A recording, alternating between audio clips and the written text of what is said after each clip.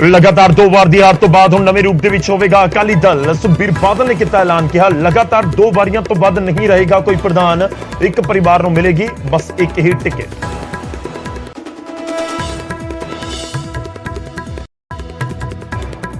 ਬੰਦੀ ਸਿੱਖਾਂ ਦੀ ਰਿਹਾਈ ਦੇ ਲਈ ਦਸਤਖਤ ਮੁਹਿੰਮ ਚਲਾਈ ਗਈ ਹੈ। ਜੀਪੀਸੀ ਧਾਮੀ ਬੋਲੇ 12 ਸਤੰਬਰ ਨੂੰ ਜ਼ਿਲ੍ਹਾ ਪੱਧਰ ਤੇ ਦਿੱਤੇ ਜਾਣਗੇ ਧਰਨੇ, ਰਾਜਪਾਲ ਦੇ ਨਾਲ ਵੀ ਕਰਾਂਗੇ ਮੁਲਾਕਾਤ। ਪ੍ਰਧਾਨ ਨੇ ਲੀਡਰਾਂ ਤੇ ਵੀ ਸਾਧੇ ਨਿਸ਼ਾਨੇ।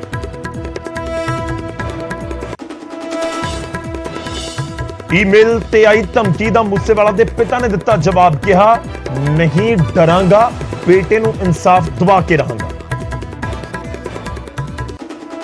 ਹਰਿਆਣਾ ਦੇ ਟੋਹਾਣਾ ਦੇ ਵਿੱਚ ਵੱਡੀ ਵਾਰਦਾਤ, ਛੇੜਛਾੜ ਦਾ ਵਿਰੋਧ ਕਰਨ ਦੇ ਉੱਤੇ ਬਦਮਾਸ਼ ਨੇ ਮਹਿਲਾ ਨੂੰ ਚਲਦੀ ਟ੍ਰੇਨ ਤੋਂ ਦਿੱਤਾ ਧੱਕਾ। 9 ਸਾਲ ਦੇ ਬੱਚੇ ਦੇ ਸਾਹਮਣੇ ਹੀ ਮਾਂ ਨੇ ਤੋੜਿਆ ਦਮ। ਤਰਨਤਾਰਨ ਚਰਚ ਬੇਅਦਬੀ ਕਾਂਡ ਦੀ ਜਾਂਚ ਲਈ 3 ਮੈਂਬਰੀ ਐਸਆਈਟੀ ਗਠਿਤ। ਫਿਰੋਜ਼ਪੁਰ ਰੇਂਜ ਦੇ ਆਈਜੀ ਕਰਨਗੇ ਅਗਵਾਈ। 295A ਦੇ ਤਹਿਤ ਦਰਜ ਹੋਇਆ ਪਰਚਾ। ਸਵੇਰੇ ਕਾਂਗਰਸੀ ਆਗੂਆਂ ਨੇ ਦੌਰਾ ਕਰਕੇ ਐਸਆਈਟੀ ਦੀ ਕੀਤੀ ਸੀ ਮੰਗ। ਐਕਸ਼ਨ ਦੇ ਵਿੱਚ ਐਕਸਾਈਜ਼ ਵਿਭਾਗ ਲੁਧਿਆਣਾ ਦੇ ਸਤਲੁਜ ਦੇ ਵਿੱਚ ਲੁਕੋਇਆ ਹੋਇਆ 5.5 ਲੱਖ ਲੀਟਰ ਲਾਹਣ ਬਰਾਮਦ। ਡਰੋਨ ਦੇ ਨਾਲ ਕੀਤਾ ਸਰਚ ਆਪਰੇਸ਼ਨ। ਪਟਿਆਲਾ ਦੇ ਵਿੱਚ ਵੀ 35,000 ਲੀਟਰ ਰॉ ਮਟੀਰੀਅਲ ਜ਼ਬਤ।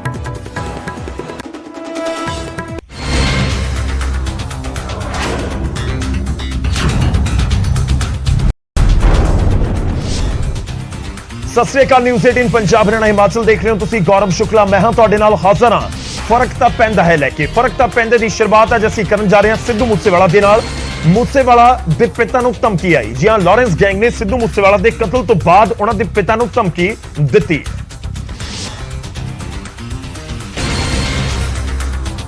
ਲਾਰੈਂਸ ਗੈਂਗ ਦੇ ਸ਼ੂਟਰ ਦੇ ਨਾਮ ਤੋਂ ਭੇਜੀ ਮੇਲ ਦੇ ਵਿੱਚ ਕਿਹਾ ਗਿਆ ਕਿ ਮੂਸੇਵਾਲਾ ਦੇ ਪਿਤਾ ਬਲਕੌਰ ਸਿੰਘ ਲਾਰੈਂਸ ਅਤੇ ਜੱਗੂ ਭਗਵਾਨਪੁਰੀਆ ਦੀ ਸਿਕਿਉਰਿਟੀ ਦੇ ਉੱਤੇ ਕੁਝ ਨਾ ਕਹਿਣ। ਗੈਂਗ ਨੇ ਇਹ ਵੀ ਕਿਹਾ ਕਿ ਮੂਸੇਵਾਲਾ ਦੇ ਕਾਤਲ ਸ਼ੂਟਰ ਜਗਰੂਪ ਰੂਪਾ ਤੇ ਮਨਪ੍ਰੀਤ ਮੰਨੂ ਦਾ ਐਨਕਾਊਂਟਰ ਵੀ ਉਹਨਾਂ ਦੇ ਹੀ ਦਬਾਅ ਦੇ ਵਿੱਚ ਹੋਇਆ ਸੀ। ਏਜੇ ਲਾਰੈਂਸ ਦੇ ਨਾਮ ਤੋਂ ਆਈ ਧਮਕੀ ਦੇ ਵਿੱਚ ਸਿੱਧੂ ਮੂਸੇਵਾਲਾ ਦੀ ਈਮੇਲ ਆਈਡੀ ਦੇ ਉੱਤੇ ਇਸ ਨੂੰ ਭੇਜਿਆ ਗਿਆ। ਇਸ ਨੂੰ ਸੋਪੂ ਗਰੁੱਪ ਦੇ ਵੱਲੋਂ ਚੇਤਾਵਨੀ ਦੱਸਿਆ ਗਿਆ। ਧਮਕੀ ਦੇਣ ਵਾਲੇ ਨੇ ਲਿਖਿਆ, ਸੁਣੋ ਸਿੱਧੂ ਮੂਸੇਵਾਲਾ ਦੇ ਪਿਤਾ ਲਾਰੈਂਸ ਜੱਗੂ ਭਗਵਾਨਪੁਰੀਆ ਸਾਡੇ ਭਰਾਵਾਂ ਦੀ ਸੁਰੱਖਿਆ ਨੂੰ ਲੈ ਕੇ ਜੇਕਰ ਕੁਝ ਬੋਲੇਗਾ ਤਾਂ ਪਤਾ ਵੀ ਨਹੀਂ ਲੱਗੇਗਾ, ਤੈਨੂੰ ਮਾਰ ਕੇ ਚਲੇ ਜਾਵਾਂਗੇ। ਤੂੰ ਅਤੇ ਤੇਰਾ ਬੇਟਾ ਇਸ ਦੇਸ਼ ਦੇ ਮਾਲਕ ਨਹੀਂ ਨੇ। ਜਿਸ ਨੂੰ ਤੁਸੀਂ ਚਾਹੋਗੇ ਉਸ ਨੂੰ ਸੁਰੱਖਿਆ ਮਿਲੇਗੀ। ਤੇਰੇ ਬੇਟੇ ਨੇ ਸਾਡੇ ਭਰਾਵਾਂ ਨੂੰ ਮਰਵਾਇਆ ਸੀ, ਅਸੀਂ ਤੇਰੇ ਬੇਟੇ ਨੂੰ ਮਾਰ ਦਿੱਤਾ। ਅਸੀਂ ਭੁੱਲੇ ਨਹੀਂ ਆ। ਮਨਪ੍ਰੀਤ ਮੰਨੂ ਅਤੇ ਜਗਰੂਪ ਰੂਪਾ ਦਾ ਫੇਕ ਐਨਕਾਊਂਟਰ ਹੋਇਆ। ਤੈਨੂੰ ਵੀ ਨਹੀਂ ਭੁੱਲਣਾ ਚਾਹੀਦਾ ਕਿਉਂਕਿ ਇਹ ਸਭ ਤੇਰੇ ਦਬਾਅ ਦੇ ਵਿੱਚ ਹੋਇਆ। 100 ਗੱਲ ਦੀ ਇੱਕ ਗੱਲ, ਜੇਕਰ ਤੂੰ ਜ਼ਿਆਦਾ ਬੋਲਿਆ ਤਾਂ ਤੇਰਾ ਹਾਲ ਮੂਸੇ ਤੋਂ ਜ਼ਿਆਦਾ ਭਿਆਨਕ ਹੋਵੇਗਾ। ਧਮਕੀ ਦਾ ਪਤਾ ਲੱਗਦੇ ਹੀ ਪੰਜਾਬ ਪੁਲਿਸ ਨੇ ਖੁਫੀਆ ਤੌਰ ਤੇ ਇਸ ਦੀ ਜਾਂਚ ਵੀ ਸ਼ੁਰੂ ਕਰ ਦਿੱਤੀ ਹੈ। ਉਧਰ ਗੈਂਗਸਟਰ ਦੀ ਧਮਕੀ ਭਰੀ ਈਮੇਲ ਤੋਂ ਬਾਅਦ ਮੂਸੇਵਾਲਾ ਦੇ ਪਿਤਾ ਬਲਕੌਰ ਸਿੰਘ ਦਾ ਬਿਆਨ ਵੀ ਸਾਹਮਣੇ ਆਇਆ। ਮੂਸੇਵਾਲਾ ਦੇ ਪਿਤਾ ਨੇ ਕਿਹਾ ਕਿ ਧਮਕੀ ਆਈ ਹੈ ਪਰ ਅਸੀਂ ਆਪਣੀ ਲੜਾਈ ਜਾਰੀ ਰੱਖਾਂਗੇ। ਮੇਰੇ ਬੇਕਸੂਰ ਬੇਟੇ ਨੂੰ ਮਾਰਿਆ ਗਿਆ। ਮੈਂ ਚੁੱਪ ਨਹੀਂ ਬੈਠ ਸਕਦਾ, ਨਾ ਹੀ ਧਮਕੀ ਤੋਂ ਡਰਨ ਵਾਲਾ ਹਾਂ। ਮੈਨੂੰ ਆਪਣੇ ਬੇਟੇ ਨੂੰ ਇਨਸਾਫ ਦਿਵਾਉਣਾ ਹੈ ਅਤੇ ਉਹ ਮੈਂ ਦਿਵਾ ਕੇ ਹੀ ਰਹਾਂਗਾ। ਮੂਸੇਵਾਲਾ ਦੇ ਪਿਤਾ ਕਈ ਵਾਰ ਗੈਂਗਸਟਰ ਲਾਰੈਂਸ ਅਤੇ ਜੱਗੂ ਭਗਵਾਨਪੁਰੀਆ ਦੀ ਸਿਕਿਉਰਿਟੀ ਦਾ ਮੁੱਦਾ ਚੁੱਕ ਚੁੱਕੇ ਨੇ। ਮੂਸੇਵਾਲਾ ਦੇ ਪਿਤਾ ਨੇ ਪਹਿਲਾਂ ਕਿਹਾ ਜੋ ਕਾਨੂੰਨ ਆਮ ਆਦਮੀ ਦੇ ਲਈ ਬਣੇ ਨੇ ਉਸ ਦਾ ਫਾਇਦਾ ਗੈਂਗਸਟਰ ਚੁੱਕ ਰਹੇ ਨੇ। ਲਾਰੈਂਸ ਅਤੇ ਜੱਗੂ ਦੇ ਉੱਤੇ ਇੰਨੇ ਪਰਚੇ ਨੇ ਫਿਰ ਵੀ ਉਹਨਾਂ ਨੂੰ ਸਿਕਿਉਰਿਟੀ ਦਿੱਤੀ ਜਾ ਰਹੀ ਹੈ। ਉਹ ਆਮ ਆਦਮੀ ਦੀ ਤਰ੍ਹਾਂ ਪੇਸ਼ੀ ਦੇ ਉੱਤੇ ਕਿਉਂ ਨਹੀਂ ਜਾਂਦੇ? ਉਧਰ ਸਿੱਧੂ ਮੂਸੇਵਾਲਾ ਦੇ ਕਤਲ ਤੋਂ ਬਾਅਦ ਸਿੱਧੂ ਮੂਸੇਵਾਲਾ ਦੇ ਪਿਤਾ ਬਲਕੌਰ ਸਿੰਘ ਨੂੰ ਲਾਰੈਂਸ ਗੈਂਗ ਦੇ ਵੱਲੋਂ ਧਮਕੀ ਮਿਲੀ, ਜਿਸ ਤੋਂ ਬਾਅਦ ਹੁਣ ਪੁਲਿਸ ਪ੍ਰਸ਼ਾਸਨ ਵੀ ਹਰਕਤ ਦੇ ਵਿੱਚ ਆਇਆ ਹੋਇਆ। ਪਹਿਲਾਂ ਸਿੱਧੂ ਮੂਸੇਵਾਲਾ ਦਾ ਕਤਲ, ਫਿਰ ਸ਼ੂਟਰ ਲੁਕੇ ਤੇ 3 ਕਾਬੂ। ਜੀ ਹਾਂ, 2 ਦਾ ਐਨਕਾਊਂਟਰ, ਜਿਸ ਤੋਂ ਬਾਅਦ ਹੁਣ ਲਾਰੈਂਸ ਗੈਂਗ ਬੋਖਲਾਹਟ ਦੇ ਵਿੱਚ ਨਜ਼ਰ ਆ ਰਹੀ ਹੈ। ਲਾਰੈਂਸ ਗੈਂਗ ਨੇ ਮੂਸੇਵਾਲਾ ਦੇ ਪਿਤਾ ਨੂੰ ਹੁਣ ਧਮਕੀ ਦਿੱਤੀ, ਜਿਸ ਨੇ ਪੁਲਿਸ ਦੀ ਵੀ ਚਿੰਤਾ ਵਧਾਈ। ਏਡੀਜੀਪੀ ਦਾ ਕਹਿਣਾ ਹੈ ਕਿ ਪੰਜਾਬ ਪੁਲਿਸ ਮੁੱਦੇ ਤੇ ਗੰਭੀਰ ਹੈ। ਸਾਰੇ ਵੱਡੇ ਗੈਂਗਸਟਰਸ ਕਾਬੂ ਦੇ ਵਿੱਚ ਨੇ ਤੇ ਇਹਨਾਂ ਗੈਂਗਾਂ ਦੇ ਗੁਰਗੇ ਵੀ ਜਲਦ ਸਲਾਖਾਂ ਦੇ ਪਿੱਛੇ ਹੋਣਗੇ। आप देख रहे हैं कि पंजाब पुलिस पूरी तरह कॉम्पिटेंट है। इस केस में मेन अक्यूज सारे जिन्होंने कार्रवाई की थी उन सबको काबू किया गया। Law is taking its course और बहुत जल्दी ये जितने भी लोग इस तरह के हैं वो सारे न्यूट्रलाइज। ਸਿੱਧੂ ਮੂਸੇਵਾਲਾ ਦੇ ਪਿਤਾ ਨੂੰ ਪਹਿਲਾਂ ਵੀ ਧਮਕੀ ਮਿਲ ਚੁੱਕੀ ਹੈ। ਲਾਰੈਂਸ ਬਿਸ਼ਨੋਈ ਪੰਜਾਬ ਪੁਲਿਸ ਦੀ ਗਿਰਫਤ ਦੇ ਵਿੱਚ ਹੈ, ਪਰ ਲਾਰੈਂਸ ਗੈਂਗ ਦੇ ਵੱਲੋਂ ਮੂਸੇਵਾਲਾ ਦੇ ਪਿਤਾ ਨੂੰ ਧਮਕਾਇਆ ਜਾ ਰਿਹਾ ਹੈ। ਤਾਂ ਧਮਕੀਆਂ ਦਿੱਤੀਆਂ ਜਾ ਰਹੀਆਂ ਨੇ। ਦੂਜੇ ਪਾਸੇ ਪੁਲਿਸ ਕਹਿ ਰਹੀ ਹੈ ਕਿ ਅਸੀਂ ਸੁਰੱਖਿਆ ਕੀਤੀ ਹੋਈ ਹੈ। ਪਰ ਇਸ ਸਭ ਦੇ ਵਿਚਾਲੇ ਗੈਂਗਸਟਰ ਜੇਲ੍ਹ ਦੇ ਵਿੱਚ ਬੈਠੇ ਹੁਣ ਵੀ ਐਕਟਿਵ ਨੇ। ਇੰਨੀ ਵੱਡੀ ਵਾਰਦਾਤ ਹੋ ਗਈ, ਪਰ ਵੱਡੀ ਖਬਰ ਤੁਹਾਨੂੰ ਇਹ ਦੱਸ ਰਹੇ ਹਾਂ ਕਿ ਗੈਂਗਸਟਰ ਨੇ ਜੇਲ੍ਹ ਦੇ ਅੰਦਰੋਂ ਇੱਕ ਇੰਸਟਾ ਦੇ ਉੱਤੇ ਫੋਟੋ ਪਾਈ ਹੈ, ਜੋ ਇਸ ਸਮੇਂ ਇਲਜ਼ਾਮ ਲੱਗ ਰਹੇ ਨੇ। ਗੈਂਗਸਟਰ ਸਾਰਜ ਸੰਧੂ ਨੇ ਇੰਸਟਾ ਦੇ ਉੱਤੇ ਇੱਕ ਪੋਸਟ ਪਾਈ ਹੈ, ਫੋਟੋ ਪਾ ਕੇ ਲਿਖਿਆ ਹੈ ਕਿ ਜਨਮ ਦਿਨ ਦੀ ਮੁਬਾਰਕ। ਕੱਲ ਵੀ ਪਾਈ ਗਈ ਸੀ ਸਾਰਜ ਸੰਧੂ ਦੀ ਪੋਸਟ ਤੇ ਪੁਲਿਸ ਨੇ ਬਲੌਕ ਕਰਵਾ ਦਿੱਤਾ ਸੀ ਸਾਰਜ ਦਾ ਅਕਾਊਂਟ, ਪਰ ਹੁਣ ਦੁਬਾਰਾ ਚੱਲਣ ਲੱਗਿਆ ਸਾਰਜ ਦਾ ਇੰਸਟਾ ਅਕਾਊਂਟ। ਹੁਣ ਵਿਦੇਸ਼ ਦੇ ਵਿੱਚੋਂ ਕੋਈ ਹੋਰ ਚਲਾ ਰਿਹਾ ਹੈ ਸਾਰਜ ਦਾ insta account. Bathinda police Saraj Sandhu ਨੇ ਮੂਸੇਵਾਲਾ ਦੇ ਕਤਲ ਦੇ ਲਈ ਸ਼ੂਟਰਾਂ ਨੂੰ ਮੁਹੱਈਆ ਕਰੋਲਾ ਗੱਡੀ ਕਰਵਾਈ ਸੀ, ਉਸ ਦੇ ਉੱਤੇ ਇਲਜ਼ਾਮ ਨੇ। ਤਾਂ ਫੋਟੋ ਕੇ ਲਿਖਿਆ ਗਿਆ ਜਨਮ ਦਿਨ ਮੁਬਾਰਕ। ਕੌਣ ਆਪਰੇਟ ਕਰ ਰਿਹਾ ਜੇਲ੍ਹ ਦੇ ਅੰਦਰੋਂ ਜਾਂ ਬਾਹਰੋਂ ਜਾਂ ਵਿਦੇਸ਼ ਤੋਂ, ਇਹ ਬਹੁਤ ਸਾਰੇ ਕਈ ਸਵਾਲ ਖੜੇ ਹੁੰਦੇ ਨੇ ਇਸ ਪੂਰੇ ਮਾਮਲੇ ਦੇ ਵਿੱਚ। ਰੁਕ ਕਰਦੇ ਹਾਂ ਸਾਡੇ ਸਹਿਯੋਗੀ ਇਸ ਸਮੇਂ ਸੂਰਜ ਭਾਨ ਸਾਡੇ ਨਾਲ ਜੁੜ ਰਹੇ ਨੇ ਫੋਨ ਲਾਈਨ ਦੇ ਉੱਤੇ। ਸੂਰਜ, ਕੀ ਕੁਝ ਤੁਹਾਡੇ ਕੋਲ ਜਾਣਕਾਰੀ ਹੈ ਇਸ ਫੋਟੋ ਮੁਤਲਕ? देखो सारज संधू का इंस्टा का जो पेज है वो हुण भी दोबारा तो एक्टिव हो गया। हालांकि पुलिस के मुताबिक ये इंस्टा अकाउंट से कुछ टाइम पहला पुलिस ने बंद कर दिता सी, ब्लॉक कर दिता सी ते उस तो बाद पिछले तो अकाउंट के उपर लगातार पोस्टां ने अपडेट कीतियां जा रही हैं। कल की गल की जाए तो हैप्पी बर्थडे दी फोटोआं इस अकाउंट तो कीतियां गईयां ने। अज भी एक फोटो के उपर म्यूजिक वाला गाना ला के एक फोटो नूं शेयर किया गया। हालांकि पुलिस के अधिकारी यही कहते हैं कि असीं इस अकाउंट ਨੂੰ ब्लॉक कर दिता सी, पर दोबारा तो ये अकाउंट है ये ओपन हो गया है और किसी न किसी जाके ये अकाउंट है वो विदेश तो चल रहा है। हालांकि विदेश तो कौन चला रहा है या जेल जो ऑपरेट हो रहा है इसकी तो किसी न किसी जांच होनी लाजमी है, पर पुलिस के अधिकारी यही कहते हैं कि अकाउंट है जिहड़ा वो विदेश के विच ऑपरेट हो रहा है। विदेश के विच ऑपरेट हो रहा है। जिहड़ी तस्वीर का जिक्र हो रहा है, तस्वीर कित्थों दी है, कदों दी है, इस बारे कोई जानकारी? देखो फिलहाल जो गैंगस्टर के नाल मामला जुड़ जाता है वो भी हाई प्रोफाइल गैंगस्टर होने तो पुलिस सोच के मुंह खोल दी है। पुलिस ने हजे अधिकारी तौर पर कुछ भी नहीं किया कि जांच कर रहे हैं, देख रहे हैं कि आखिरकार इंस्टा के उपर फोटोआं ने वो विदेश तो पै रही ने कि जां इतों जेल तो पै रही ने, पर किते ना किते जाके ज्यादा इशारा विदेश वाल किया जा रहा है कि विदेशों के उपर उहदे कोई नीयर या डीयर हो सकते हैं जिहड़े कि इस तरह दी फोटोआं समय समय सिर पा के पुलिस का ध्यान भड़काउण की कोशिश करते हैं। शुक्रिया सूरज, धन्यवाद साडे नाल जुड़न दे लई, इस पूरी गलबात दे लई। तां इस तरीके दी तस्वीरां कि पुलिस दा ध्यान भटकाउण दे लई कीता जा रहा है या अपलोड कीतियां जा रही ने। तस्वीर कदों दी है, कित्थों दी है, किसने पोस्ट की है, पुलिस के सामने बहुत सारे सवाल लाजमी तौर पर ने, क्योंकि पहला ब्लॉक हो गया सी अकाउंट, उस तो दोबारा यह अकाउंट चलना शुरू हो गया तो फिर जन्मदिन की मुबारक भी दे दी गई इस पोस्ट के जरिए। काबिले गौर है कि जिहड़ी करोला गड्डी सिद्धू मूसेवाला के कतल दे विच इस्तेमाल की गई वो मुहैया करवाउण दे सारज संधू के उत्ते इल्जाम ने ते इस समय जेल दे विच बंद है। उधर सिद्धू मूसेवाला कतलकांड दे विच रोजाना वड्डे खुलासे हो रहे हैं ते मूसेवाला कतलकांड की चार्जशीट दे विच सामने आया कि मूसेवाला नूं मारन दे लई 3 सूबियां दीयां जेलां दे विच साजिश रची गई सी। 3 सूबे 6 जेलां जिथों प्लान बनाया गया। टिब्बियां दे पुत सिद्धू मूसेवाला नूं मारन दा राजधानी दिल्ली, पंजाब ते गुआंढी सूबे हरियाणा दी जेलां दे विच जिथे बैठे गैंगस्टरां ने कैनेडा दे विच बैठे गोल्डी बराड़ दे नाल संपर्क कीता ते 6 जेलां दे विच बैठे 7 गैंगस्टरां नूं, शूटरां नूं, रेकी करन वालियां नूं मुहैया सब कुछ करवाया गया। जग्गू ते लॉरेंस दिल्ली दी तिहाड़ जेल च बैठे सी ते मनप्रीत मन्ना फिरोजपुर, सारज मिंटू बठिंडा दी स्पैशल सैल ते मोनू डागर हरियाणा दे विच सी। मनमोहन सिंह मोना मानसा दी जेल दे विच बंद सी जिथे बैठ के ना साजिश घाड़िया ने साजिश रची। उधर सिद्धू मूसेवाला दे पिता बलकौर सिंह ते माता चरण कौर अचानक विदेश चले गए। विदेश जाने की वजह की है, इस बारे विच कुछ खास जानकारी तो नहीं मिल पाई, पर मूसेवाला दे पिता बलकौर सिंह ने पिछले हफ्ते कहा सी कि उन्हां दे बेटे दा कई देशों दे विच कारोबार फैलिया होया है जिसनूं ਉਹ 2 ਮਹੀਨੇ ਦੇ ਵਿੱਚ ਸਮੇਟ ਲੈਣਗੇ। ਮੰਨਿਆ ਜਾ ਰਿਹਾ ਕਿ ਉਹ ਇਸੇ ਵਜ੍ਹਾ ਦੇ ਨਾਲ ਵਿਦੇਸ਼ ਗਏ ਨੇ।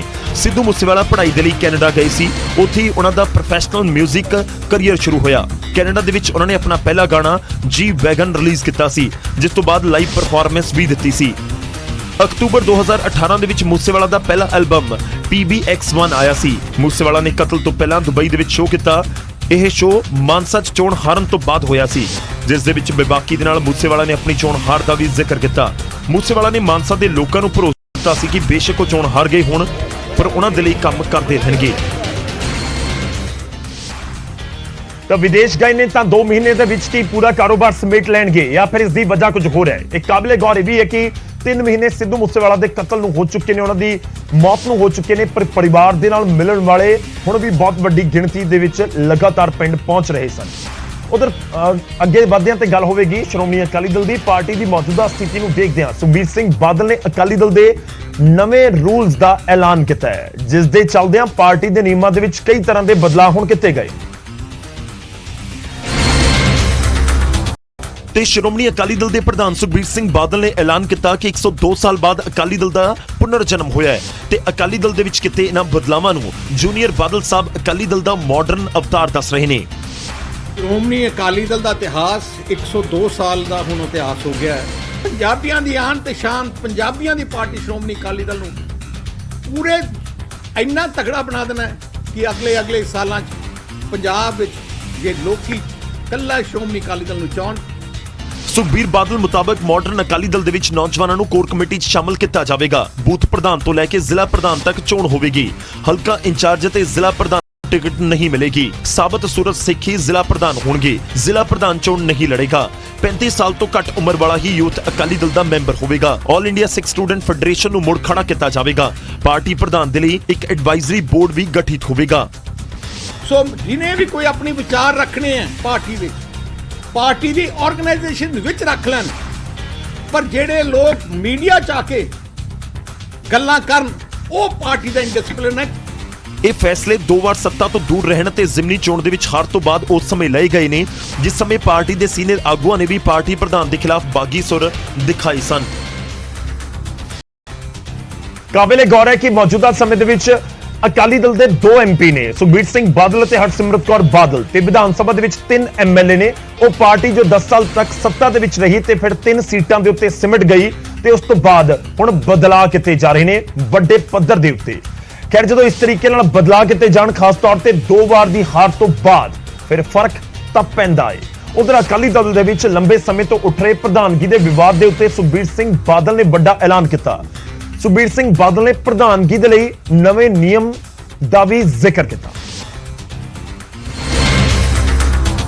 ਤੇ ਇਹਨਾਂ ਨਿਯਮਾਂ ਮੁਤਾਬਕ ਫਿਰ ਸੁਖਬੀਰ ਸਿੰਘ ਬਾਦਲ ਪ੍ਰਧਾਨ ਤਾਂ ਬਣੇ ਰਹਿਣਗੇ ਤੇ ਨਵੇਂ ਨਿਯਮਾਂ ਮੁਤਾਬਕ ਹੁਣ ਇੱਕ ਸ਼ਖਸ ਲਗਾਤਾਰ 2 ਵਾਰ ਪ੍ਰਧਾਨ ਬਣ ਸਕੇਗਾ ਤੇ 2 ਟਰਮ ਤੋਂ ਬਾਅਦ ਉਸ ਨੂੰ 5 ਸਾਲ ਦੇ ਲਈ ਵਿਰਾਮ ਲੈਣਾ ਹੋਵੇਗਾ। ਜੇ 2 ਟਰਮਸ ਮੈਂ ਕਹਿ ਰਿਹਾ 2 ਟਰਮਸ ਹਨ, ਜਿਹੜੀ ਪਾਰਟੀ ਦੀਆਂ 5 ਸਾਲ ਦੀ ਟਰਮਸ ਹੁੰਦੀਆਂ, ਮੈਕਸਿਮਮ 2 ਟਰਮਸ। ਉਹਦੇ ਬਾਅਦ ਇੱਕ ਟਰਮ ਦੀ ਉਹਨੂੰ ਬ੍ਰੇਕ ਲੈਣੀ ਪੈਣੀ ਹੈ। ਮਕਸਦ ਕੀ ਹੈ? ਘੱਟ ਤੋਂ ਘੱਟ ਨਵੀਂ ਲੀਡਰਸ਼ਿਪ ਵੀ ਇੰਪਰੂਵ ਅੱਗੇ ਆਏ। ਤੇ ਇਹ ਰੂਲ 2 ਸਤੰਬਰ 2022 ਤੋਂ ਲਾਗੂ ਹੋਣਗੇ ਤੇ 2024 ਤੋਂ ਬਾਅਦ ਆਉਣ ਵਾਲੀਆਂ 2 ਟਰਮਸ ਦੇ ਲਈ ਫਿਲਹਾਲ ਸੁਖਬੀਰ ਬਾਦਲ ਹੀ ਪ੍ਰਧਾਨ ਨੇ। ਨਾਲ ਹੀ ਸੁਖਬੀਰ ਬਾਦਲ ਨੇ ਵਿਰੋਧੀਆਂ ਨੂੰ ਵੀ ਜਵਾਬ ਦਿੱਤਾ ਤੇ ਕਿਹਾ ਕਿ ਅਕਾਲੀ ਦਲ ਕਿਸੇ ਦੀ ਨਿੱਜੀ ਜਾਇਦਾਦ ਨਹੀਂ ਹੈ। ਸ਼੍ਰੋਮਣੀ ਅਕਾਲੀ ਦਲ ਕਿਸੇ ਦੀ ਜੱਦੀ ਜਾਇਦਾਦ ਨਹੀਂ। ਚੋਣਾਂ ਦੇ ਵਿੱਚ ਹਾਰ ਦੇ ਉੱਤੇ ਝੁੰਦਾ ਕਮੇਟੀ ਦੀ ਰਿਪੋਰਟ ਤੋਂ ਬਾਅਦ ਅਕਾਲੀ ਦਲ ਦੇ ਵਿੱਚ ਬਾਗੀ ਸੁਰ ਨਜ਼ਰ ਆਏ ਸਨ ਤੇ ਪ੍ਰਧਾਨਗੀ ਦੇ ਅਹੁਦੇ ਤੋਂ ਸੁਖਬੀਰ ਬਾਦਲ ਨੂੰ ਹਟਾਉਣ ਦੀ ਮੰਗ ਵੀ ਹੋਈ, ਜਿਸ ਤੋਂ ਬਾਅਦ ਪਾਰਟੀ ਦੇ ਸੀਨੀਅਰ ਆਗੂ ਵੀ ਸੁਖਬੀਰ ਦੇ ਹੱਕ ਦੇ ਵਿੱਚ ਨਿਤਰੇ ਸਨ। ਖੈਰ, ਨਵੇਂ ਰੂਲ ਦਾ ਜ਼ਿਕਰ ਕੀਤਾ ਜਾ ਰਿਹਾ ਹੈ, ਨਵੇਂ ਸੰਵਿਧਾਨ ਦਾ ਜਾਂ ਸੰਵਿਧਾਨ ਦੇ ਵਿੱਚ ਸੋਧ ਦਾ ਜ਼ਿਕਰ ਕੀਤਾ ਜਾ ਰਿਹਾ ਹੈ। ਖੈਰ, ਪ੍ਰਧਾਨਗੀ ਨੂੰ ਲੈ ਕੇ ਜਦੋਂ ਰੂਲ ਨਵੇਂ ਆ ਜਾਣ ਪਰ ਪ੍ਰਧਾਨ ਪੁਰਾਣੇ ਹੀ ਰਹਿਣ, ਫਿਰ ਫਰਕ ਤਾਂ ਪੈਂਦਾ ਹੈ। ਅਗਲੀ ਖਬਰ ਦਾ ਰੁਖ ਕਰਦੇ ਹਾਂ। ਬੰਦੀ ਸਿੰਘਾਂ ਦੀ ਰਿਹਾਈ ਦੇ ਲਈ ਸ਼੍ਰੋਮਣੀ ਕਮੇਟੀ ਮੈਂਬਰਾਂ ਦੀ ਇਕੱਤਰਤਾ ਹੋਈ ਤੇ ਉਸ ਤੋਂ ਬਾਅਦ SGPC ਪ੍ਰਧਾਨ ਹਰਜਿੰਦਰ ਸਿੰਘ ਧਾਮੀ ਨੇ ਵੱਡੇ ਸੰਘਰਸ਼ ਦਾ ਐਲਾਨ ਕਰ ਦਿੱਤਾ। 12 ਸਤੰਬਰ ਨੂੰ ਜ਼ਿਲ੍ਹਾ ਹੈੱਡਕੁਆਰਟਰਸ ਦੇ ਉੱਤੇ ਕਾਲੇ ਕੱਪੜੇ ਪਾ ਕੇ ਪ੍ਰਦਰਸ਼ਨ ਕਰਨ ਦਾ ਐਲਾਨ ਕੀਤਾ ਗਿਆ ਹੈ ਤੇ ਨਾਲ ਹੀ ਕਿਹਾ ਗਿਆ ਕਿ ਬੰਦੀ ਸਿੰਘਾਂ ਦੀ ਰਿਹਾਈ ਦੇ ਲਈ ਦਸਤਖਤ ਮੁਹਿੰਮ ਵੀ ਸ਼ੁਰੂ ਕੀਤੀ ਜਾਵੇਗੀ ਤੇ ਇਸ ਮੁੱਦੇ ਤੇ ਰਾਜਪਾਲ ਦੇ ਨਾਲ ਮੁਲਾਕਾਤ ਕਰਨ ਦਾ ਫੈਸਲਾ ਲਿਆ ਗਿਆ। ਪਿਛਲੇ ਦਿਨੀ SGPC ਦੇ ਵੱਲੋਂ PM ਨੂੰ ਚਿੱਠੀ ਵੀ ਲਿਖੀ ਗਈ, ਜਿਸ ਦੇ ਵਿੱਚ 9 ਬੰਦੀ ਸਿੰਘਾਂ ਦੀ ਰਿਹਾਈ ਦੀ ਮੰਗ ਕੀਤੀ ਗਈ, ਜਿਸ ਤੇ ਹਰਜਿੰਦਰ ਸਿੰਘ ਧਾਮੀ ਨੇ ਕਿਹਾ ਕਿ PMO ਤੋਂ ਅਜੇ ਕੋਈ ਵੀ ਜਵਾਬ ਉਹਨਾਂ ਨੂੰ ਨਹੀਂ ਮਿਲਿਆ ਕਿ ਕਾਲੀਆਂ ਦਸਤਾਰਾਂ ਸਜਾ ਕੇ ਕਾਲੇ ਝੰਡੇ ਲਾ ਕੇ ਆਪਣਾ ਰੋਸ ਪ੍ਰਦਰਸ਼ਨ ਕੀਤਾ ਜਾਵੇ, ਕਿਉਂਕਿ ਡੈਮੋਕ੍ਰੇਸੀ ਦੇ ਵਿੱਚ ਹਰ ਇੱਕ ਬੰਦੇ ਨੂੰ ਹੱਕ ਆ ਆਪਣੇ ਹੱਕ ਲਈ, ਆਪਣੇ ਨਿਆਂ ਲਈ ਉਹ ਜੂਝ ਸਕਦਾ। ਇੱਥੇ ਪ੍ਰਧਾਨ ਧਾਮੀ ਨੇ ਬੰਦੀ ਸਿੱਖਾਂ ਦੀ ਰਿਹਾਈ ਤੇ ਬਣਾਈ ਕਮੇਟੀ 'ਚ ਕੁਝ ਮੈਂਬਰਾਂ ਦਾ ਸਾਥ ਨਾ ਮਿਲਣ ਦਾ ਇਲਜ਼ਾਮ ਵੀ ਲਗਾਇਆ। ਪ੍ਰਧਾਨ ਮੰਤਰੀ ਸਾਹਿਬ ਜੀ ਨੂੰ ਚਿੱਠੀ ਲਿਖੀ ਸੀ, ਜਿਹਦੇ ਵਿੱਚ ਉਹਨਾਂ ਤੋਂ ਸਮਾਂ ਮੰਗਿਆ ਤੇ ਸਾਨੂੰ ਉੱਥੇ ਦੇ ਆਫਿਸ ਵੱਲੋਂ ਇਹ ਵੀ ਆ ਗਿਆ ਸੀ ਮੈਸੇਜ, ਜਵਾਨੀ ਆਇਆ ਵੀ ਸਾਡੀ ਜਿਹੜੀ ਤੁਹਾਡੀ ਰਿਪਰੈਜ਼ੈਂਟੇਸ਼ਨ ਸੀ ਉਹ ਪ੍ਰਧਾਨ ਮੰਤਰੀ ਸਾਹਿਬ ਦੇ ਘਰ ਪਹੁੰਚ ਗਈ ਆ, ਉਹ ਹੁਣ ਤੁਹਾਨੂੰ ਸੱਦਣਗੇ। ਪਰ 2-3 ਰਿਮਾਈਂਡਰ ਦੇਣ ਦੇ ਬਾਵਜੂਦ ਵੀ ਉਹਦਾ ਸਾਨੂੰ ਕੋਈ ਜਵਾਬ ਨਹੀਂ ਮਿਲਿਆ। ਜਦੋਂ ਕਮੇਟੀ ਦੇ ਮੈਂਬਰਾਂ ਵੱਲੋਂ ਹੀ ਕਮੇਟੀ ਮੈਂਬਰਾਂ ਦਾ ਸਾਥ ਨਾ ਦਿੱਤਾ ਜਾਵੇ ਫਿਰ ਫਰਕ ਤਾਂ ਪੈਂਦਾ ਹੈ। ਹਾਲਾਂਕਿ ਜਿਹੜੇ ਮੈਂਬਰ ਨੇ ਉਹਨਾਂ ਦੀ ਇੱਕ ਵੱਖਰੀ ਰਾਏ ਹੈ ਤੇ ਉਹਨਾਂ ਦਾ ਵੱਖਰਾ ਤਰਕ ਹੈ। ਉਹਨਾਂ ਦਾ ਤਰਕ ਇਹ ਹੈ ਕਿ ਪਹਿਲੀ ਮੀਟਿੰਗ ਤੋਂ ਬਾਅਦ ਉਸ ਕਮੇਟੀ ਦੀ ਮੀਟਿੰਗ ਤੋਂ ਬਾਅਦ ਸੱਦੀ ਹੀ ਨਹੀਂ ਗਈ ਦੂਜੀ ਮੀਟਿੰਗ, ਇਸ ਕਰਕੇ ਉਹ ਕਮੇਟੀ ਭੰਗ ਕਰ ਦਿੱਤੀ ਗਈ ਹੈ। ਕਮੇਟੀ ਨੂੰ ਲੈ ਕੇ ਕੀ ਫੈਸਲਾ ਲਿਆ ਗਿਆ ਉਹਨਾਂ ਨੂੰ ਨਹੀਂ ਪਤਾ। ਹੁਣ ਅੱਗੇ ਵਧਦੇ ਹਾਂ ਤੇ ਅਗਲਾ ਰੁਕ ਕਰਦੇ ਹਾਂ ਖਬਰ ਦਾ, ਪਰ ਉਸ ਤੋਂ ਪਹਿਲਾਂ ਅੱਜ ਦਾ ਸਵਾਲ ਸਾਡਾ ਫਤਿਹ ਕਦੋਂ ਹੋਇਆ ਸੀ ਚਾਬੀਆਂ ਦਾ ਮੋਰਚਾ, ਉਸ ਦੇ ਨਾਲ ਜੁੜਿਆ ਹੋਇਆ ਸਾਡਾ ਅੱਜ ਦਾ ਸਵਾਲ ਹੈ ਕਿ ਕਦੋਂ ਫਤਿਹ ਹੋਇਆ ਸੀ ਚਾਬੀਆਂ ਦਾ ਮੋਰਚਾ। ਕਾਬਲੇ ਗੌਰ ਹੈ ਕਿ ਅਕਾਲੀ ਦਲ ਅਤੇ ਐਸਜੀਪੀਸੀ ਦੇ ਇਤਿਹਾਸ ਦੇ ਨਾਲ ਜੁੜਿਆ ਇਹ ਬੇहद ਅਹਿਮ ਮੋਰਚਾ ਹੈ ਤੇ ਕਦੋਂ ਫਤਿਹ ਹੋਇਆ ਸੀ, ਇਸੇ ਨਾਲ ਜੁੜਿਆ ਸਾਡਾ ਅੱਜ ਦਾ ਸਵਾਲ ਹੈ। ਤੇ ਆਪਸ਼ਨਸ 4 ਅਸੀਂ ਤੁਹਾਨੂੰ ਦੇ ਰਹੇ ਹਾਂ, A 1920, B 1921, C 1922 ਜਾਂ D 1925। ਚਾਬੀਆਂ ਦਾ ਮੋਰਚਾ ਕਦੋਂ ਫਤਿਹ ਹੋਇਆ ਸੀ? 4 ਆਪਸ਼ਨ ਤੁਹਾਡੇ ਸਾਹਮਣੇ ਨੇ। ਇਸ ਸਵਾਲ ਦਾ ਜਵਾਬ ਇਸ ਪ੍ਰੋਗਰਾਮ ਦੇ ਆਖਿਰ ਦੇ ਵਿੱਚ ਅਸੀਂ ਤੁਹਾਡੇ ਨਾਲ ਸਾਂਝਾ ਕਰਾਂਗੇ, ਜਵਾਬ ਦਵਾਂਗੇ ਪੂਰੀ ਜਾਣਕਾਰੀ ਦੇ ਨਾਲ।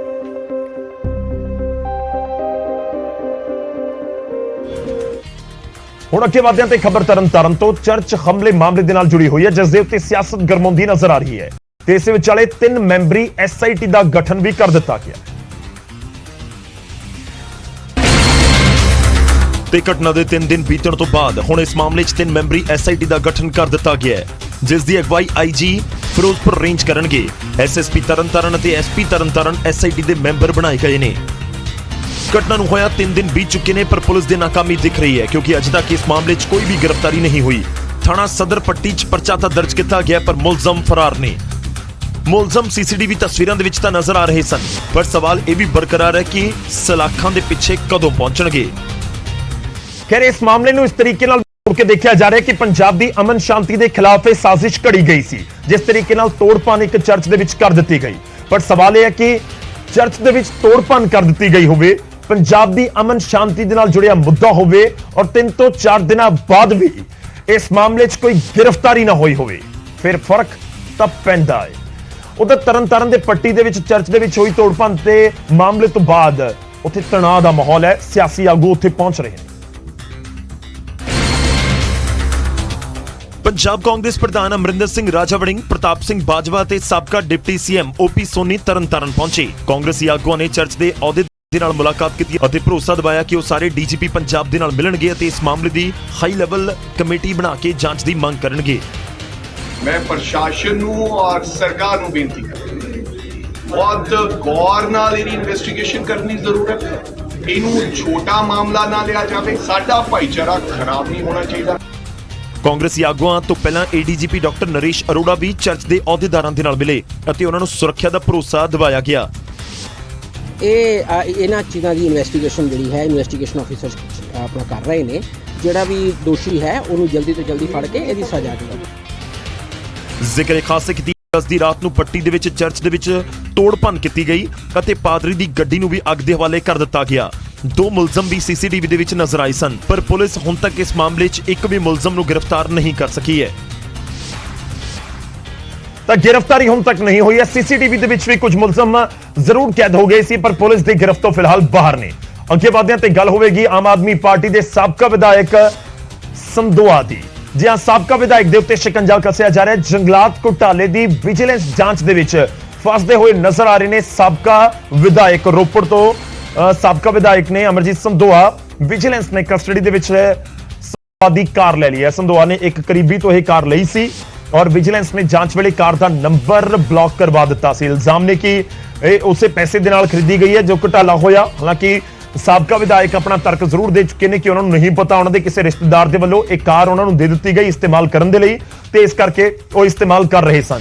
ਪਰ ਹੁਣ ਜਾਂਚ ਦਾ ਸ਼ਿਕੰਜਾ ਕੱਸਦਾ ਹੋਇਆ ਨਜ਼ਰ ਆ ਰਿਹਾ ਹੈ ਸਾਬਕਾ ਵਿਧਾਇਕ ਦੇ ਉੱਤੇ।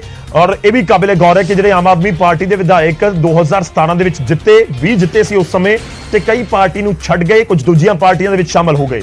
ਜਿਹੜੇ ਪਾਰਟੀ ਦੇ ਨਾਲ ਰਹੇ ਉਹਨਾਂ ਦੇ ਵਿੱਚੋਂ ਸਿਰਫ ਇੱਕ ਵਿਧਾਇਕ ਨੂੰ ਦੁਬਾਰਾ ਟਿਕਟ ਨਹੀਂ ਮਿਲੀ ਸੀ, ਉਹ ਨਾਮ ਸੀ ਰੋਪੜ ਤੋਂ ਅਮਰਜੀਤ ਸੰਧੋਆ ਦਾ। ਬਾਕੀ ਸਾਰੇ ਜਿਹੜੇ 2017 ਵਾਲੇ ਵਿਧਾਇਕ ਸੀ ਉਹਨਾਂ ਨੂੰ ਟਿਕਟ ਆਮ ਆਦਮੀ ਪਾਰਟੀ ਨੇ ਦਿੱਤੀ ਸੀ, ਪਰ ਰੋਪੜ ਤੋਂ ਅਮਰਜੀਤ ਸੰਧੋਆ ਨੂੰ ਟਿਕਟ ਨਹੀਂ ਮਿਲੀ ਸੀ। ਉੱਥੇ ਦਿਨੇਸ਼ ਚੱਡਾ ਨੂੰ ਟਿਕਟ ਦਿੱਤੀ ਗਈ। ਹਾਲਾਂਕਿ ਦਿਨੇਸ਼ ਚੱਡਾ ਵੀ ਜਿੱਤਣ ਦੇ ਵਿੱਚ ਕਾਮਯਾਬ ਰਹੇ, ਦੁਬਾਰਾ ਰੋਪੜ ਦੇ ਵਿੱਚ ਆਮ ਆਦਮੀ ਪਾਰਟੀ ਦਾ ਵਿਧਾਇਕ ਬਣ ਗਿਆ। ਪਰ ਇਸ ਸਭ ਦੇ ਵਿਚਾਲੇ ਹੁਣ ਅਮਰਜੀਤ ਸੰਧੋਆ ਦੇ ਉੱਤੇ ਸ਼ਿਕੰਜਾ ਕੱਸਿਆ ਜਾਂਦਾ ਹੋਇਆ ਨਜ਼ਰ ਆ ਰਿਹਾ, ਫਸਦੇ ਹੋਏ ਨਜ਼ਰ ਆ ਰਹੇ ਨੇ ਪੂਰੀ ਜਾਂਚ ਦੇ ਵਿੱਚ ਅਮਰਜੀਤ ਸੰਧੋਆ। ਤੇ ਕਾਬਿਲੇ ਗੌਰ ਹੈ ਕਿ ਕਾਰ ਦਾ ਇਸਤੇਮਾਲ ਉਹ ਕਰ ਰਹੇ ਸੀ, ਕਾਰ ਹੈ ਇਨੋਵਾ ਕ੍ਰਿਸਟਾ, ਜੋ ਜਾਣਕਾਰੀ ਹੈ ਸਾਡੇ ਕੋਲ। ਤੇ ਕੁਝ ਦਿਨ ਪਹਿਲਾਂ ਜੋ ਖਬਰ ਸਾਹਮਣੇ ਆਈ ਸੀ ਕਿ ਜੰਗਲਾਤ ਵਿਭਾਗ ਦੀ ਜਾਂਚ, ਜੋ ਘੁਟਾਲੇ ਦੀ ਜਾਂਚ ਹੈ ਵਿਜੀਲੈਂਸ ਕਰ ਰਹੀ ਹੈ, ਉਸ ਦੇ ਵਿੱਚ ਇਹ ਤੱਥ ਸਾਹਮਣੇ ਆਇਆ ਕਿ ਜਿਹੜੀ ਉਹ ਕਾਰ ਹੈ ਉਹ ਵੀ ਘੁਟਾਲੇ ਦੇ ਪੈਸੇ ਉਸ ਦੇ ਵਿੱਚ ਲੱਗੇ ਨੇ। ਖੈਰ ਬਲੌਕ ਕਰ ਦਿੱਤਾ ਗਿਆ ਨੰਬਰ ਉਸ ਕਾਰ ਦਾ, ਤੇ ਹੁਣ ਜਿਹੜੀ ਉਹ ਕਾਰ ਹੈ ਉਹ ਵੀ ਆਪਣੇ ਕਬਜ਼ੇ ਦੇ ਵਿੱਚ ਵਿਜੀਲੈਂਸ ਦੇ ਵੱਲੋਂ ਲੈ ਲਈ ਗਈ ਹੈ। ਅਵਤਾਰ ਕੰਬੋਜ ਸਾਡੇ ਸਹਿਯੋਗੀ ਇਸ ਸਮੇਂ ਸਾਡੇ ਨਾਲ ਨੇ, ਫੋਨ ਲਾਈਨ ਦੇ ਉੱਤੇ ਰੋਪੜ ਤੋਂ ਸਾਡੇ ਨਾਲ ਜੁੜ ਰਹੇ ਨੇ। ਕੀ ਕੁਝ ਅਵਤਾਰ ਤੁਹਾਡੇ ਕੋਲ ਜਾਣਕਾਰੀ ਹੈ ਵਿਜੀਲੈਂਸ ਦੇ ਐਕਸ਼ਨ ਨੂੰ ਲੈ ਕੇ? ਜੀ ਬਿਲਕੁਲ ਗੌਰਵ, ਕਿਉਂਕਿ ਜੰਗਲਾਤ ਵਿਭਾਗ ਦੀ ਜਿਹੜੀ ਜ਼ਮੀਨ ਦਾ ਘੁਟਾਲਾ ਸੀ ਪਿੰਡ ਕਰੂਰ ਦੀ ਇੱਕ ਘਟਨਾ ਹੈਗੀ ਹੈ, ਜਿੱਥੇ ਜੋ ਜ਼ਮੀਨ ਦੀ ਕੀਮਤ ਸੀ ਉਸ ਤੋਂ 10 ਗੁਣਾ ਵੱਧ ਦੇ ਉੱਤੇ ਜੰਗਲਾਤ ਵਿਭਾਗ ਨੂੰ ਜ਼ਮੀਨ ਵੇਚ ਦਿੱਤੀ ਗਈ ਸੀ। ਉਸ ਮਾਮਲੇ ਦੇ ਵਿੱਚ ਜਦੋਂ ਵਿਜੀਲੈਂਸ ਜਾਂਚ ਕਰ ਰਹੀ ਸੀ ਤਾਂ ਉਸ ਜਾਂਚ ਦੇ ਵਿੱਚ ਇੱਕ ਖੁਲਾਸਾ ਹੋਇਆ ਸੀ ਕਿ ਇੱਕ ਕਾਰ ਨੂੰ ਖਰੀਦਿਆ ਗਿਆ ਸੀ ਉਸ ਪੈਸਿਆਂ ਦੇ ਨਾਲ, ਜੋ ਜਾਂਚ ਹੈਗਾ। ਤੇ ਉਸ ਕਾਰ ਨੂੰ ਖਰੀਦ ਕੇ ਜੋ ਅਮਰਜੀਤ ਸਿੰਘ ਸੰਦੋਆ ਸਾਬਕਾ ਵਿਧਾਇਕ ਨੇ, ਉਹਨਾਂ ਦੇ ਪਿਤਾ ਦੇ ਨਾਮ ਉਹ ਕਾਰ ਸੀ ਤੇ ਉਸ ਨੂੰ ਕਾਰ ਨੂੰ ਇਸਤੇਮਾਲ ਕਰ ਰਹੇ ਸਨ ਸਾਬਕਾ ਵਿਧਾਇਕ ਅਮਰਜੀਤ ਸਿੰਘ ਸੰਦੋਆ। ਤਾਂ ਉਸ ਤੋਂ ਬਾਅਦ ਵਿਜੀਲੈਂਸ ਦੇ ਵੱਲੋਂ ਜਦੋਂ ਜਾਂਚ ਆਰੰਭੀ ਗਈ ਤਾਂ ਵਿਜੀਲੈਂਸ ਨੇ ਦੇਖਿਆ ਕਿ ਇਹ ਕਾਰ ਸ਼ੱਕ ਦੇ ਦਾਇਰੇ ਵਿੱਚ ਆਈ ਕਿ ਇਹ ਹੋ ਸਕਦਾ ਹੈ ਕਿ ਇਸ ਕਾਰ ਦੇ ਉੱਤੇ ਲਈ ਜੋ ਪੈਸੇ ਖਰਚੇ ਗਏ ਨੇ ਉਹ ਉਸ ਘੁਟਾਲੇ ਵਾਲੇ ਪੈਸੇ ਹੋਣਗੇ। ਤਾਂ ਉਸ ਤੋਂ ਬਾਅਦ ਪਿਛਲੇ ਸ਼ੁੱਕਰਵਾਰ ਦੀ ਗੱਲ ਹੈ, ਜਦੋਂ 26 ਤਰੀਕ ਨੂੰ ਵਿਜੀਲੈਂਸ ਨੂੰ ਇੱਕ ਚਿੱਠੀ ਲਿਖ ਕੇ ਦਿੱਤੀ ਜਾਂਦੀ, ਵਿਜੀਲੈਂਸ ਚਿੱਠੀ ਲਿਖ ਕੇ ਦਿੰਦੀ ਹੈ ਕਿ ਅਥਾਰਟੀ ਜੋ ਰਜਿਸਟ੍ਰੇਸ਼ਨ ਅਥਾਰਟੀ ਹੈਗੀ ਰੋਪੜ ਦੀ, SDM ਰੋਪੜ, ਕਿ ਉਸ ਕਾਰ ਦਾ ਨੰਬਰ ਬਲੌਕ ਕਰ ਦਿੱਤਾ ਜਾਵੇ। ਤਾਂ ਉਸ ਇਨੋਵਾ ਕਾਰ ਦਾ ਨੰਬਰ ਨੂੰ ਪਿਛਲੇ ਬਲੌਕ ਕਰ ਦਿੱਤਾ ਗਿਆ ਸੀ ਤੇ ਅੱਜ ਪੂਰੇ 1 ਹਫ਼ਤੇ ਦੇ ਬਾਅਦ ਉਸ ਕਾਰ ਨੂੰ ਵਿਜੀਲੈਂਸ ਨੇ ਆਪਣੀ ਕਸਟਡੀ ਵਿੱਚ ਵੀ ਲੈ ਲਿੱਤਾ ਹੈਗਾ। ਜੋ ਸਾਡੇ ਭਰੋਸੇਯੋਗ ਸੂਤਰਾਂ ਤੋਂ ਜੋ ਜਾਣਕਾਰੀ ਨਿਕਲ ਕੇ ਸਾਹਮਣੇ ਆ ਰਹੀ ਹੈ, ਤੇ ਇਸ ਕਾਰ ਨੂੰ ਲੁਧਿਆਣੇ ਦੇ ਏਰੀਏ ਤੋਂ ਕਸਟਡੀ ਦੇ ਵਿੱਚ ਲਿੱਤਾ ਹੈਗਾ ਵਿਜੀਲੈਂਸ ਦੇ ਵੱਲੋਂ। ਤੇ ਉਸ ਤੋਂ ਬਾਅਦ ਅੱਜ ਸ਼ਾਮੀ ਵਿਜੀਲੈਂਸ ਇਸ ਕਾਰ ਨੂੰ ਰੋਪੜ ਲੈ ਕੇ ਆਂਦਾ ਸੀਗਾ ਮਿੰਨੀ ਸੈਕਟਰੀਏਟ। ਤੇ ਉਸ ਤੋਂ ਬਾਅਦ ਇਸ ਕਾਰ ਨੂੰ, ਕਿਉਂਕਿ ਮਾਮਲਾ ਜੋ ਹੈਗਾ ਨੂਰਪੁਰਬੇਦੀ ਥਾਣੇ ਵਿੱਚ ਦਰਜ ਹੈਗੇ, ਤੇ ਉਸ ਤੋਂ ਬਾਅਦ ਇਸ ਕਾਰ ਨੂੰ ਨੂਰਪੁਰਬੇਦੀ ਥਾਣੇ ਭੇਜ ਦਿੱਤਾ ਗਿਆ। ਜੀ ਗੌਰਵ ਜੀ, ਤੇ ਅਮਰਜੀਤ ਸੰਧੋਆ ਤੋਂ ਹੁਣ ਤੱਕ ਕੋਈ ਪੁੱਛਗਿੱਛ ਜਾਂ ਉਹਨਾਂ ਤੱਕ ਵਿਜੀਲੈਂਸ ਨੇ ਪਹੁੰਚ ਕੀਤੀ ਹੋਵੇ? ਕਿ ਵਿਜੀਲੈਂਸ ਜੋ ਇਸ ਸਾਰੇ ਮਾਮਲੇ ਦੇ ਵਿੱਚ ਜਾਂਚ ਕਰ ਰਹੀ ਹੈ, ਕਿਉਂਕਿ ਅਮਰਜੀਤ ਸਿੰਘ ਸੰਦੋਆ ਦਾ ਨਾਮ ਸਿੱਧਾ ਨਹੀਂ ਆ ਰਿਹਾ ਹੈਗਾ। ਅਮਰਜੀਤ ਸਿੰਘ ਸੰਦੋਆ ਦੇ ਵੱਲੋਂ ਜੋ ਇਨੋਵਾ ਕਾਰ ਦਾ ਇਸਤੇਮਾਲ ਕੀਤਾ ਜਾ ਰਿਹਾ ਸੀ ਅਤੇ ਉਹ ਕਾਰ ਸੀ ਅਮਰਜੀਤ ਸਿੰਘ ਸੰਦੋਆ ਦੇ ਸਹੁਰਾ ਦੇ ਨਾਮ। ਤਾਂ ਉਸ ਕਾਰ ਨੂੰ ਜਾਂਚ ਦੇ ਘੇਰੇ ਦੇ ਵਿੱਚ ਹਾਲ ਦੀ ਘੜੀ ਵਿਜੀਲੈਂਸ ਨੇ ਲਿਆਂਦਾ ਹੋਇਆ। ਤਾਂ ਹੋਰ ਕਈ ਐਂਗਲਾਂ ਤੋਂ ਬੇਸ਼ੱਕ ਪੁੱਛਤਾਛ ਕੀਤੀ ਜਾ ਰਹੀ ਹੈ, ਤੇ ਹੋਰ ਕਈ ਐਂਗਲਾਂ ਤੋਂ ਜਾਂਚ ਪੜਤਾਲ ਕੀਤੀ ਜਾ ਰਹੀ ਹੈ, ਪਰੰਤੂ ਕਿਉਂਕਿ ਜਦੋਂ ਜਾਂਚ ਕਿਸੇ ਵਿਸ਼ੇ ਦੇ ਉੱਪਰ ਜਾਂਚ ਚੱਲਦੀ ਹੈ ਤਾਂ ਵਿਜੀਲੈਂਸ ਉਸ ਦੇ ਅਹਿਮ ਖੁਲਾਸੇ ਨਹੀਂ ਕਰਦੀ, ਕਿਉਂਕਿ ਜਾਂਚ ਕਈ ਵਾਰ ਪ੍ਰਭਾਵਿਤ ਹੁੰਦੀ ਹੈ। ਇਸ ਕਰਕੇ ਉਸ ਦੇ ਵੱਲੋਂ ਵਿਜੀਲੈਂਸ ਦੇ ਵੱਲੋਂ ਬੇਸ਼ੱਕ ਇਸ ਦੇ ਬਾਰੇ ਕੋਈ ਖਾਸ ਖੁਲਾਸਾ ਨਹੀਂ ਕੀਤਾ ਜਾ ਰਿਹਾ, ਲੇਕਿਨ ਕਿਤੇ ਨਾ ਕਿਤੇ ਕਿਉਂਕਿ ਇਸ ਵਿਜੀਲੈਂਸ ਦੀ ਜੋ ਜਾਂਚ ਹੈਗੀ ਆ, ਜੋ ਜੰਗਲਾਤ ਘੁਟਾਲੇ ਦੀ ਜ਼ਮੀਨ ਦਾ ਜੋ ਜਾਂਚ ਦਾ ਛੇਕ ਸੀਗਾ ਉਹ ਅਮਰਜੀਤ ਸਿੰਘ ਸੰਦੋਆ ਤੱਕ ਪਹੁੰਚਦਾ ਹੋਇਆ ਉਦੋਂ ਨਜ਼ਰ ਆਇਆ ਉਹਨਾਂ ਦੀ ਕਾਰ ਹੈਗੀ ਜੋ ਇਨੋਵਾ ਕਾਰ ਉਹਨਾਂ ਵੱਲੋਂ ਵਰਤੀ ਜਾ ਰਹੀ ਸੀ। ਤਾਂ ਉਸ ਕਾਰ ਨੂੰ ਜਦੋਂ ਜਾਂਚ ਦੇ ਘੇਰੇ ਦੇ ਵਿੱਚ ਲੈ ਕੇ ਆਇਆ ਜਾਂਦਾ, ਉਸ ਤੋਂ ਬਾਅਦ ਉਸ ਇਨੋਵਾ ਕਾਰ ਦੀ ਰਜਿਸਟ੍ਰੇਸ਼ਨ ਬਲੌਕ ਕਰ ਦਿੱਤੀ ਜਾਂਦੀ ਹੈ, ਤਾਂ ਕਿ ਉਹ ਕਾਰ ਕਿਤੇ ਅੱਗੇ ਜੋ ਕਾਰ ਦਾ ਮਾਲਕ ਹੈ ਜਾਂ ਕਾਰ ਨੂੰ ਇਸਤੇਮਾਲ ਕਰਨ ਵਾਲਾ ਹੈ ਜੋ ਉਹ ਅੱਗੇ ਨਾ ਕਾਰ ਨੂੰ ਵੇਚ ਸਕੇ। ਤਾਂ ਸਭ ਤੋਂ ਪਹਿਲੀ ਕੜੀ ਤੇ ਇਹ ਸੀ ਕਿ ਉਸ ਕਾਰ ਦੀ ਰਜਿਸਟ੍ਰੇਸ਼ਨ ਬਲੌਕ ਕਰ ਦਿੱਤੀ ਗਈ ਸੀ। 26 ਤਰੀਕ ਨੂੰ ਜਦੋਂ ਰਜਿਸਟ੍ਰੇਸ਼ਨ ਬਲੌਕ ਕੀਤੀ ਗਈ ਤਾਂ ਉਸ ਕਾਰ ਦੇ ਜੋ ਆਨਲਾਈਨ ਡਾਟਾ ਹੁੰਦਾ ਉਸ ਦੇ ਉੱਤੇ ਸਾਫ਼ ਲਿਖਿਆ ਆ ਰਿਹਾ ਸੀ ਕਿ ਕਾਰ ਬਲੌਕਡ ਹੈਗੀ। ਤਾਂ ਉਸ ਤੋਂ ਬਾਅਦ ਵਿਜੀਲੈਂਸ ਨੇ ਹੋਰ ਅੱਗੇ ਜਾਂਚ ਕੀਤੀ ਹੈ, ਕਿਉਂਕਿ ਕਾਫੀ ਪੈਸੇ ਦਾ ਮਾਮਲਾ ਹੈ ਜੋ ਧੋਖਾਧੜੀ ਦੇ ਨਾਲ ਜੋ 9 ਲੱਖ ਰੁਪਏ ਦੇ ਲਗਭਗ ਦੀ ਜੋ ਕਲੈਕਟਰ ਰੇਟ ਸੀ ਉਸ ਨੂੰ 90 ਲੱਖ ਰੁਪਏ ਪਰ ਏਕੜ ਦੇ ਹਿਸਾਬ ਨਾਲ ਵੇਚ ਦਿੱਤਾ ਗਿਆ ਸੀ। ਤਾਂ ਵਿਜੀਲੈਂਸ ਦੇ ਵੱਲੋਂ ਵੱਖ-ਵੱਖ ਐਂਗਲਾਂ ਤੋਂ ਜਾਂਚ ਕਰਦੇ ਹੋਏ ਤਾਂ ਹੁਣ ਹੋਰ ਜਦੋਂ ਜਾਂਚ ਅੱਗੇ ਵਧਾਈ ਹੈ ਤਾਂ ਉਸ ਕਾਰ ਨੂੰ ਵੀ ਵਿਜੀਲੈਂਸ ਨੇ ਮੁਨਾਸਿਬ ਸਮਝਿਆ ਕਿ ਇਸ ਨੂੰ ਕਸਟਡੀ ਵਿੱਚ ਲੈ ਲਿੱਤਾ ਜਾਵੇ, ਕਿਉਂਕਿ ਜਦੋਂ ਤੱਕ ਇਸ ਪੂਰੇ ਮਾਮਲੇ ਦੀ ਜਾਂਚ ਪੜਤਾਲ ਸਾਹਮਣੇ ਆਵੇਗੀ ਉਦੋਂ ਤੱਕ ਇਸ ਕਾਰ ਨੂੰ ਵਿਜੀਲੈਂਸ ਨੇ ਆਪਣੀ ਕਸਟਡੀ ਦੇ ਵਿੱਚ ਲੈਣ ਦੇ ਬਾਰੇ ਸੋਚਣ ਤੋਂ ਬਾਅਦ ਇਸ ਕਾਰ ਨੂੰ ਅੱਜ ਆਪਣੀ ਕਸਟਡੀ ਦੇ ਵਿੱਚ ਲੈ ਲਿੱਤਾ। ਜੀ ਗੌਰਵ ਠੀਕ ਹੈ, ਸ਼ੁਕਰੀਆ, ਧੰਨਵਾਦ ਸਾਡੇ ਨਾਲ ਜੁੜਨ ਦੇ ਲਈ, ਇਸ ਪੂਰੀ ਗੱਲਬਾਤ ਦੇ ਲਈ। ਆਪਣੀ ਕਸਟਡੀ ਦੇ ਵਿੱਚ ਲੈ ਲਿਆ ਵਿਜੀਲੈਂਸ ਨੇ ਇਸ ਕਾਰ ਨੂੰ, ਯਾਨੀ ਕਿ ਜ਼ਬਤ ਕਰ ਲਿਆ। ਫਿਲਹਾਲ ਇਸ ਪੂਰੇ ਮਾਮਲੇ 'ਚ ਵਿਜੀਲੈਂਸ ਜਾਂਚ ਕਰ ਰਹੀ ਹੈ ਔਰ ਘੁਟਾਲੇ ਦਾ ਪੂਰਾ ਇਲਜ਼ਾਮ ਜੰਗਲਾਤ ਵਿਭਾਗ ਦੀ ਜ਼ਮੀਨ ਨੂੰ ਲੈ ਕੇ ਪੂਰੇ ਘੁਟਾਲੇ ਦੇ ਇਲਜ਼ਾਮ ਨੇ। ਖੈਰ ਵਿਧਾਇਕ ਸਾਹਿਬ ਜਿਸ ਲਗਜ਼ਰੀ ਗੱਡੀ ਵਿੱਚ ਖੂਬ ਘੁੰਮ ਰਹੇ ਸੀ, ਆਨੰਦ ਮਾਣ ਰਹੇ ਸੀ, ਫਿਲਹਾਲ ਉਹ ਗੱਡੀ ਹੁਣ ਵਿਜੀਲੈਂਸ ਦੇ ਸ਼ਿਕੰਜੇ ਦੇ ਵਿੱਚ ਹੈ ਔਰ ਇਹ ਪੂਰੇ ਜਾਂਚ ਦਾ ਸੇਕ ਸਾਬਕਾ ਵਿਧਾਇਕ ਸਾਹਿਬ ਤੱਕ ਵੀ ਪਹੁੰਚ ਸਕਦਾ ਹੈ। ਹਾਲਾਂਕਿ ਜਿਵੇਂ ਅਵਤਾਰ ਸਾਡੇ ਸਹਿਯੋਗੀ ਦੱਸ ਰਹੇ ਸਨ ਕਿ ਸਿੱਧੇ ਤੌਰ ਦੇ ਉੱਤੇ ਇਸ ਪੂਰੇ ਮਾਮਲੇ ਦੇ ਵਿੱਚ ਸੰਦੋਆ ਦਾ ਕਨੈਕਸ਼ਨ ਨਹੀਂ ਹੈ, ਇਸ ਕਰਕੇ ਅਜੇ ਤੱਕ ਵਿਜੀਲੈਂਸ ਉੱਥੇ ਨਹੀਂ ਪਹੁੰਚੀ, ਪਰ ਵਿਜੀਲੈਂਸ ਅੰਦਰ ਖਾਤੇ ਕੀ ਜਾਂਚ ਕਰ ਰਹੀ ਹੈ, ਅਜੇ ਤੱਕ ਅਧਿਕਾਰਿਕ ਤੌਰ ਦੇ ਉੱਤੇ ਇਸ ਦਾ ਵੀ ਕੋਈ ਖੁਲਾਸਾ ਨਹੀਂ ਕੀਤਾ ਗਿਆ। ਹੁਣ ਅੱਗੇ ਵਧਦੇ ਹਾਂ ਤੇ ਗੱਲ 2 ਸਤੰਬਰ ਦੇ ਇਤਿਹਾਸ ਦੀ ਕਰਾਂਗੇ। 2 ਸਤੰਬਰ ਦਾ ਇਤਿਹਾਸ ਕੀ ਕਹਿੰਦਾ ਉਹ ਵੀ ਤੁਹਾਨੂੰ ਦੱਸਦੇ ਹਾਂ। 2 ਸਤੰਬਰ ਦਾ ਇਤਿਹਾਸ ਦੇਸ਼ ਦੇ ਵਿੱਚ ਅੰਤਰਿਮ ਸਰਕਾਰ ਦੇ ਨਾਲ ਜੁੜਿਆ ਹੋਇਆ ਹੈ। ਭਾਰਤ ਦੀ ਪਹਿਲੀ ਅੰਤਰਿਮ ਸਰਕਾਰ 2 ਸਤੰਬਰ ਨੂੰ ਹੀ ਬਣੀ ਸੀ, 2 ਸਤੰਬਰ 1946 ਨੂੰ। ਜਿਹਾਂ ਪਹਿਲੀ ਅੰਤਰਿਮ ਸਰਕਾਰ ਦਾ ਗਠਨ ਤਕਰੀਬਨ 2 ਸਦੀਆਂ ਤੋਂ ਭਾਰਤ ਦੇ ਉੱਤੇ ਕਾਬਜ਼ ਅੰਗਰੇਜ਼ੀ ਹਕੂਮਤ ਤੋਂ ਦੇਸ਼ ਵਾਸੀਆਂ ਨੂੰ ਸੱਤਾ ਸੌਂਪਣ ਦੇ ਲਈ ਸਾਲ 1946 ਦੇ ਵਿੱਚ 2 ਸਤੰਬਰ ਦੇ ਹੀ ਦਿਨ ਅੰਤਰਿਮ ਸਰਕਾਰ ਨੂੰ ਬਣਾ ਕੇ ਕੀਤਾ ਗਿਆ ਸੀ। ਵੈਸੇ ਤਾਂ ਮਾਊਂਟ ਬੈਟਨ ਇਸ ਸਰਕਾਰ ਦੇ ਮੁਖੀ ਸਨ ਅਤੇ ਭਾਰਤ ਦੇ ਵਿੱਚ ਫੌਜ ਦੇ ਸੁਪਰੀਮ ਕਮਾਂਡਰ ਵੀ ਸੀ, ਪਰ ਬਾਕੀ ਸਾਰੇ ਅਧਿਕਾਰ ਇਸ ਸਰਕਾਰ ਦੇ ਵਿੱਚ ਸ਼ਾਮਲ ਭਾਰਤੀਆਂ ਦੇ ਕੋਲ ਹੀ ਸੀ। ਜਵਾਹਰ ਲਾਲ ਨਹਿਰੂ ਇਸ ਸਰਕਾਰ ਦੇ ਵਿੱਚ ਉਪ ਰਾਸ਼ਟਰਪਤੀ ਸਨ, ਜਿਨ੍ਹਾਂ ਦੇ ਕੋਲ ਪ੍ਰਧਾਨ ਮੰਤਰੀ ਦੇ ਸਾਰੇ ਅਧਿਕਾਰ ਸੀ। ਸਰਦਾਰ ਵੱਲਭ ਭਾਈ ਪਟੇਲ ਇਸ ਸਰਕਾਰ ਦੇ ਵਿੱਚ ਮਹੱਤਵਪੂਰਨ ਸਮਝੇ ਜਾਣ ਵਾਲੇ ਅੰਦਰੂਨੀ ਸੁਰੱਖਿਆ ਅਤੇ ਸੂਚਨਾ ਪ੍ਰਸਾਰਣ ਮੰਤਰਾਲੇ ਦੇ ਪ੍ਰਭਾਰੀ ਸੀ। ਮੁਸਲਿਮ ਲੀਗ ਦੇ ਵੱਲੋਂ ਇਸ ਅੰਤਰਿਮ ਸਰਕਾਰ ਦੇ ਵਿੱਚ ਲਿਆਕਤ ਅਲੀ ਸਨ, ਜਿਨ੍ਹਾਂ ਦੇ ਕੋਲ ਦੇਸ਼ ਦੇ ਖਜ਼ਾਨਾ ਮੰਤਰਾਲੇ ਦਾ ਚਾਰਜ ਸੀ।